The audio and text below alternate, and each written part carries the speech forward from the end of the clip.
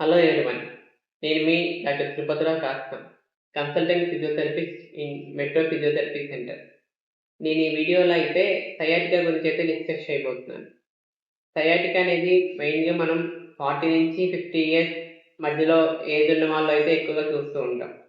ఈ ఏజ్లో వాళ్ళకి అరుగుదల అనేది చాలా కామన్గా ఉంటుంది. ఈ అరుగుదల అనేది మనం స్పైన్లో గనుక వెన్నుముకలో గనుక చూస్తే దాన్ని మనం స్పాండిలోసిస్ అంటాం. ఈ అరుగుదల మనం బ్యాక్‌లో కింద పార్ట్‌లో అయితే గనక జరగడం వలన ఈ సయాటికా అనేది వస్తుంది. మెయిన్‌గా L4, L5, S1లో గనక ఈ అరుగుదల జరగడం వలన దానికి 2 వైపుల నరాలైతే నొక్కుపోతూ ఉంటాయి. ఈ నొక్కుపోవడం వల్ల వచ్చేదే సయాటికా.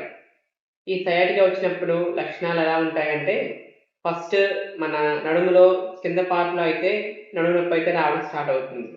తర్వాత మన తొంటి పార్ట్‌లో అయితే ఈ నొప్పి స్లోగా స్టార్ట్ అవుతుంది. కొన్ని సందర్భాల్లో నడుములో నొప్పి లేకపోయినా సరే లైట్‌గా తుంటిలో నొప్పి వచ్చే అవకాశం ఉంటుంది. తర్వాత ఇది మన తొడ యొక్క వెనుక భాగం నుంచి అరికాల వరకు నొప్పి అనేది వస్తూ ఉంటుంది. ఇలా ఉన్న వాళ్ళలో మనం మన ఫిజియోథెరపీలో అయితే టెన్స్ అనే పెయిన్ మొడాలిటీని యూజ్ చేసి మొదటగా వాళ్ళకి పెయిన్ తగ్గించి తర్వాత వాళ్ళకి బ్యాక్ స్ట్రెంథెనింగ్ ఎక్సర్సైజ్ అనేది నేర్పిస్తాం.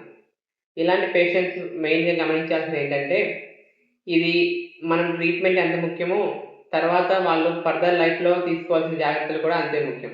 ఇది వయసు రీత్యా వచ్చే ఇబ్బంది కాబట్టి జాగ్రత్తలు ఎక్కువగా తీసుకోవాలి. Thank you so much.